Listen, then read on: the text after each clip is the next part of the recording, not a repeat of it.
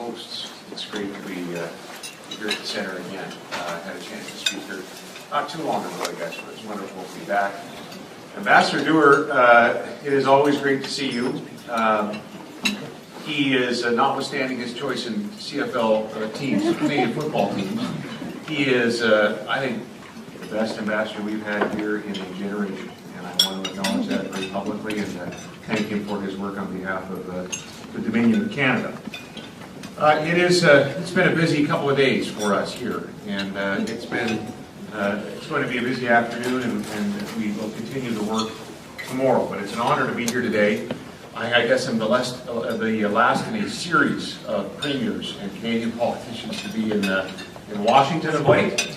I don't think there's been this many Canadians down here since the NHL came to town a long time ago. And I think you're going to see more of us now that the comment period on Keystone has opened up and a decision for this is pending. I am not going to start with Keystone. It might be counterintuitive. I'm not going to start with that particular project. I'll get there eventually, but Keystone really is just the latest development. It's just the latest episode in a very long-standing and robust and constructive relationship between two nations. The best relationship I think you'd find by almost any measure on earth in contemporary history. And that should be the context, really, for any discussion of Keystone. That should be the context for any particular issue we may be discussing in terms of trade, be it in energy or in food or you name it. There is a Woodrow Wilson quote that's featured in the memorial hallway of this center. "One cool judgment is worth 1,000 hasty counsels. The thing to be supplied is light and not heat." There has been a lot of heat generated around the Keystone issue, around the energy issue, maybe considerably less light. In my view, it's that paucity of reason, an absence of context. The context is that long-standing relationship, the trade relationship, the friendship that we have. That's the light, and there's plenty of it, and I'd like to share a little bit of it with you before we get into some more specific discussions. About 5 months ago, there was an important anniversary of an event that passed basically unnoticed. It was the 25th anniversary of the signing of the Canada-U.S. Free Trade Agreement. This was an historic agreement. I remember I was just out of university and working in Ottawa as a staffer on the Hill at the time when it was signed by both governments, agreed to by Prime Minister Mulroney and President Reagan. And I remember what the hyperbole and the rhetoric that ensued over that particular agreement. In fact, I got involved. There was a few young staffers on the Hill that decided to form something we called the Alliance for the Future of Young Canadians, and it was meant to be a representation of the youth view of that particular free trade agreement. We were going to weigh in on whether indeed it was going to be good for future generations, because that's what either side, opponents and supporters of the free trade agreement, were invoking. And I still remember the hyperbole. On our side of the border, there were many groups who predicted basically the end of Canadian culture, the end of Canadian music, the end of Canadian magazines, you name it. The border would be erased. We would be absorbed by the United States of America. And I was familiar as well with what the opponents in this country were saying about free trade, worrying already about what was already a trade surplus from the Canada side of things, from the Canadian side of things. And I just remember that debate very well. Here's some things we should review then, these few months removed from the 25th anniversary. Since that free trade agreement, our two-way trade with the U.S. has more than tripled from $187 billion to $573 billion. U.S. two-way trade with Canada has surpassed $600 billion. Canada is the #1 export market for 37 of 50 states. Saskatchewan's two-way trade with the U.S. has jumped more than 900% from $3.2 billion to $29.5 billion. And we still use A as punctuation, and we still have hockey, and we still have magazines, and we still have our culture, and you have yours. Trade is very important to our country. We have great resources and not a lot of people. It's especially true in our province. We are blessed in Saskatchewan to have natural resources to be home to half of the arable acres, well, not quite, about 44% of the arable acres in our country, but there's only 1,080,463 of us. So we need to trade. Last year, our province exported a total of $31.5 billion worth of goods. That's a record. These are exports focused, but not limited to, on food and energy. And in a world, by the way, where the fastest growing economies want food security and energy security, I do like our chances for the midterm and the long term.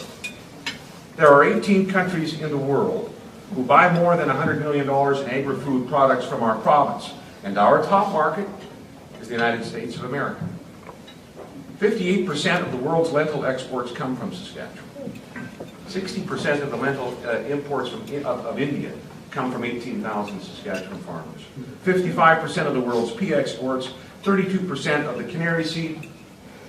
I had an individual ask me about canary seed, because in the context of quinoa and some of these other great food staples, he was saying, what do you do with the canary seed? Well, we feed it to canaries. Human consumption there much yet. 32% of the world's supply, 30% of the world's rye exports. There is a strategic resource. 41% of the world's oat exports come from our province. 39% of the world's mustard seed comes from the province of Saskatchewan. And we produce the fertilizer to grow these things in other places. About 30% of the world's production of potash is also located in Saskatchewan. And we're adding new capacity in that particular industry. Companies are investing about $13 billion. What about energy? Well, if Saskatchewan were a country, it would be America's 9th largest source of oil. We sell more oil to this country than Kuwait. We don't sell as much as Alberta. But we sell a lot of conventional oil. And by the way, thank you to those Americans in this room. We're grateful for that relationship. There's 300,000 barrels moving south every day. We have conventional oil deposits of 45.6 billion barrels. We grudgingly share the Bakken Formation with Montana and Dakota and Manitoba, though we're really, all of us are trying to horizontal drill each other out there. Saskatchewan has the largest, highest grade deposits of uranium on Earth. It has the energy equivalent of 19 billion barrels of oil, 4 billion tons of coal. And the lives of people in this city, and the lives of people in this country are touched by our small province, at least small from a population standpoint. When they wake up in the morning, they might be eating Cheerios or oatmeal or porridge. There's a good chance that came from Saskatchewan. There's a 6 in 10 chance that some of a lentil soup and pasta lunch came from the province of Saskatchewan. If someone in this city goes to a Nationals game and has a hot dog at the ballpark, there's about a 4 in 10 chance the mustard they put on the hot dog came from the province of Saskatchewan. The barley that made the beer, there's a good chance that it came from Saskatchewan. We're willing to boost exports, by the way, if you decide to make your beer stronger. The hot dog itself, I don't know where that comes from.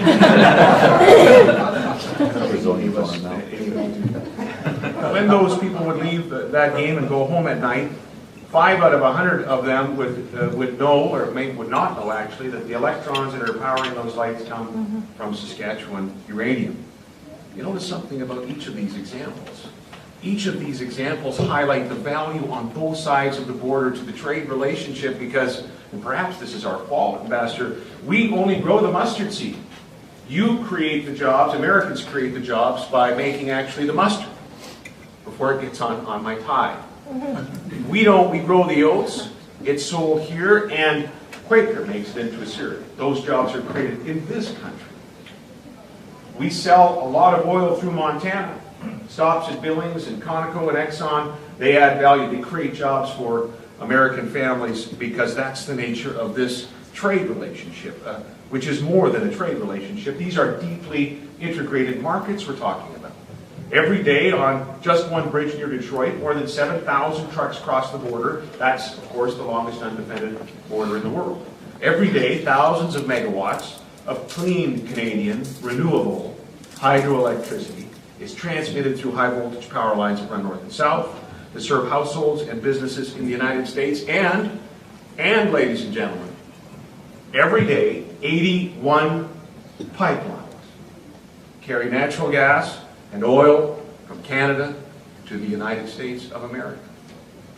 81 pipelines that have managed to successfully operate for years and years right under Darrell Hannah's nose. All of this is not just the stuff of two parties to a contract, not just a cold customer-seller relationship. It goes much deeper than that. Last June, forest fires ravaged Colorado.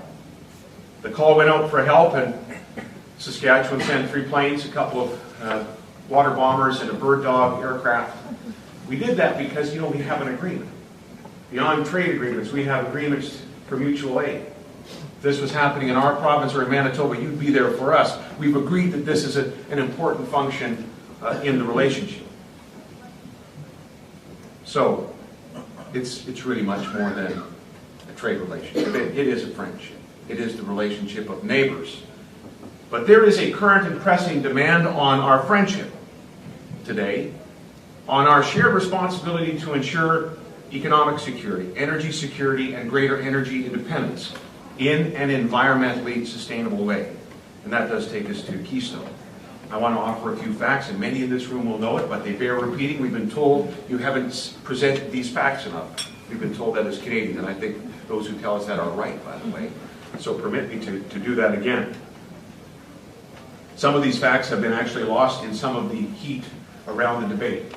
Some of the heat's been caused by celebrities, for example, who weigh in, as it's their right to do so. In fact, just last week I had a bit of a Twitter war with Martin Sheen. Sort of an indirect Twitter war through a reporter. I was actually out of province at the time. Martin Sheen was in Saskatchewan for an event. It was a charitable event for which we thanked him. It was an important place for him to be. But he was asked by a reporter if he had a message for me. The reporter said, Premier Wall's going to go to Washington and he's going to lobby for the pipeline, for Keystone. Do you have a message for him? And here's what he said, and I quote, to me, "Don't do this. It's not going to be something you're going to be proud of in the future. Don't do this. It's not going to be something you're going to be proud of in the future." Well, I got a couple of points on that. Number one, I know that I will be proud of our province's efforts to see this pipeline approved now and in the future, in the midterm, in the long term, because we do have some of the facts. We understand what the project's really all about, what it's not all about, and secondly, I hope there was at least a few times he may have offered that advice to Charlie.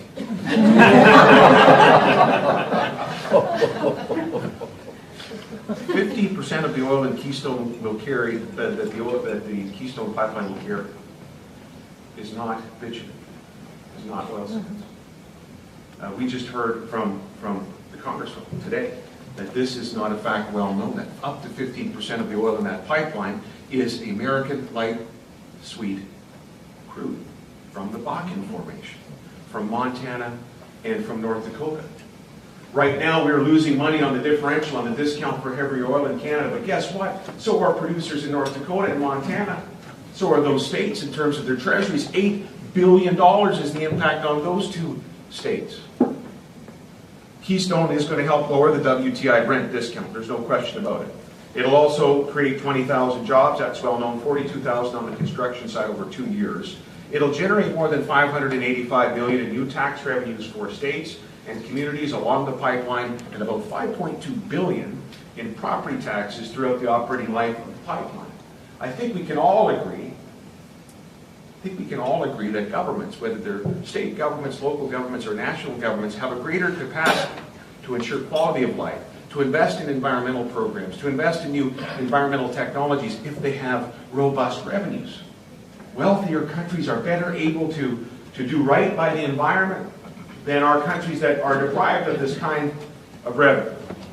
Keystone will provide about a $20 billion boost to GDP in this country, and obviously we benefit. We get to close the discount from our side, full disclosure there. Saskatchewan won't have any oil in the pipeline. We may one day have oil sands development, but we don't right now. But it's a $300 million hit differential today, and it could be eliminated by the Keystone. Our industry is losing about $2.5 billion a year as well. That's the economics of it and the energy security argument of it. But I know, and I think you know, that where the only metric for Keystone's approval economic, the thing would have been approved long ago. There are environmental questions that have been asked, fair questions. There are political issues here involved, and I think you're going to see Canadians, the ambassador's been doing this for a while, you're going to see premiers, and I think our federal government, I hope you'll see us move towards the environmental issue. Try to give the administration the environmental elbow room it needs to approve this pipeline, because we have not done that yet. We have not done a very good job of sharing with our friends across the border as to our environmental record, as to our commitment to deal with GHGs. We haven't shared all of the facts, I don't think, as well as we could have. We, in Saskatchewan, can be an honest broker because we are not in the oil sands business. So we can tell you that the oil sands account for 1% of global greenhouse gas emissions.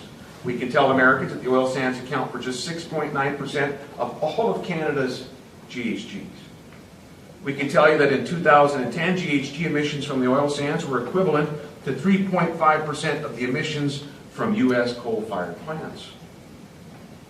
We could tell our American friends that Canada produces just 2% of the world's GHG emissions, compared to China at 25 and the United States at 18. These are the perspectives that we need to bring to this particular issue, but we need to do something else. We need to be able to say quite fairly to those who will make this final decision and admit that we need to do more by the environment on our side of the border. We need to be improving the environmental sustainability of energy development, and the best indicator of future conduct is past conduct. So what have we done so far? Well, we have coal fire regulations that are actually more aggressive today than they are here in the United States. We have oil and gas regulations coming that are going to help deal with this. We have individual provinces that have put a price on carbon. They're the first to do so. Set up technology funds with the proceeds of the crimes, those who have emitted, over-emitted, paying into that fund at a price per ton. The fund then is used to invest in carbon capture technology to deal with issues in the oil sands themselves. We have our own greenhouse gas legislation in our province and targets that are more aggressive than the national government, more aggressive than the targets in the United States. We're going to set up a similar fund in our province, and more than that, today we're investing $1.24 billion in the largest clean coal project on earth, as far as we know. And here's something you don't say in government very often. It's on time and it's on budget, and it works. It's a 90% capture clean coal project. We're recycling the water that cools the particular capture unit. We've sold the CO2 to an oil company. The existing facility, this is on an existing coal-fired plant now that we've retrofitted. The CO2 has been sold to the oil company because CO2 is a great solvent, as we mentioned before, for enhanced oil recovery. We'll get 3 to 4 million barrels more of oil out of an existing field without punching another hole in the earth. And they're going to buy the CO2 at about $25 a ton. That's $10 higher than the price been set next door in Alberta. This is an important project. And we have been inviting legislators and decision makers here to come and visit it, and Ambassador has helped put together an outstanding program for us. We have a lot of interest. I think we are going to see a number of, maybe not as many as Canadian politicians coming down here, but we're going to see some come the other way and have a look at what we're talking about there. This project will take the equivalent of 250,000 cars off the road from a CO2 standpoint. But guess what? Folks down here don't know about it. Guess what? Folks don't know about what Alberta is doing or what we've been doing in terms of coal regulations because we haven't told them yet. The ambassador has been, but we need to be here sending this message out that when Americans deal with our country, they are dealing with a country that's very serious about CO2, that's determined to make sure that we are in an environmentally sustainable way developing the energy resources of our country and wanting to work and share our technology, by the way, with the United States to help them do the same. Now, linchpin to this whole clean coal thing is whether or not CO2 can be efficaciously stored underground. Here we have some good news as well.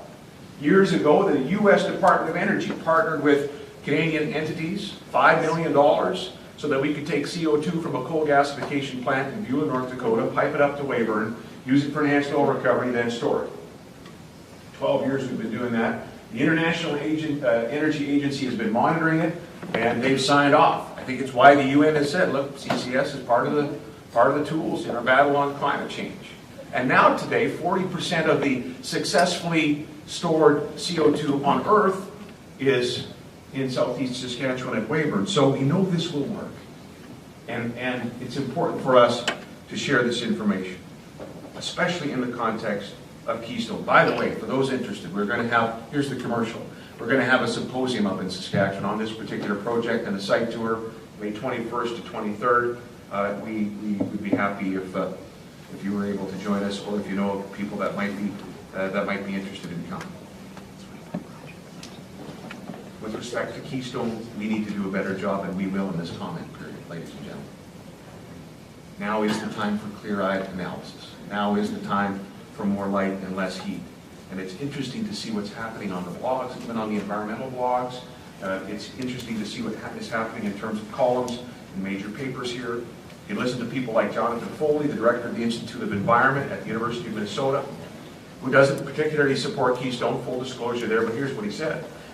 Quote, some people are passionately focused on stopping the Keystone XL pipeline, saying that the single pipeline would be game over for climate change. Everyone talked about the hyperbole around the free trade agreement. Game over. Some have used death and destruction in their opposition to it, but he says that yet the pipeline itself would only represent a minuscule fraction of our national energy use. Indeed, there are 600 coal-fired plants operating in the United States today. A media report says that one of them, a huge one in Georgia, has a CO2 footprint about 75% the size of oil sands. Ladies and gentlemen, Professor Foley asks this question, quote, why not attend more to these larger parts of the American energy system where we're able to make much more progress on CO2 emissions? And I think he's talking about coal. And so am I. So are we. We have something to offer on that front. Your second president, John Adams, famously said, facts are stubborn things, but they have been too absent. This isn't America's fault. This is ours. I think they've been too absent for too long from the discussion around Keystone. When you're dealing with Canada, you are dealing with a country that share, obviously, that the values of which you share. We share them together. But also a country that's serious about the environment, serious about North American energy security as well. People were asking me today, what are our chances? I've asked the master this. What are our chances? He would know better than I in terms of approval for Keystone. I was saying 50-50 prior to last Friday's State Department report. I'm just cautiously hopeful. Maybe it's 60-40. But I'm more optimistic actually for a different reason. I think the context actually of this relationship will prevail in the end. On a prima facie basis, the pipeline makes sense for all the reasons we mentioned. That's what we believe. We know there are opponents, we know there are detractors, but I think the context of our relationship, this prized friendship between two countries, will prevail. That is why it's beyond something so temporal as a pipeline. I am hopeful that what is best about the most peaceful, productive, nation-to-nation relationship that you can find on Earth, that it will be the abiding force for good in this relationship and for good in this decision. I am hopeful because men and women on both sides of the border, in both countries, I'm hopeful that they will remember that one cool judgment is worth 1,000 hasty counsels. The thing to be supplied is light, not heat, and light we shall give it. Thanks for your time today.